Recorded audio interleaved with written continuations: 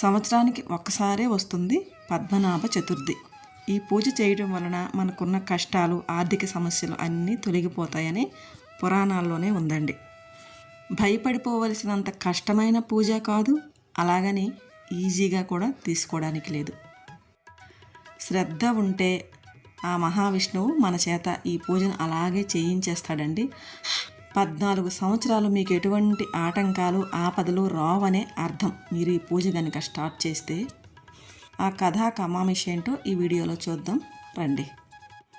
Hello అండి, welcome back to our channel.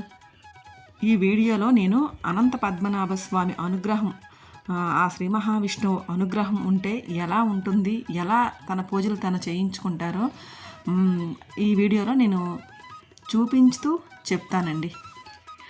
ఇదిగోండి, ముందు రోజైతే వెళ్ళి ఇలా ఒక అనంత పద్మనాభ స్వామి ఫోటోనైతే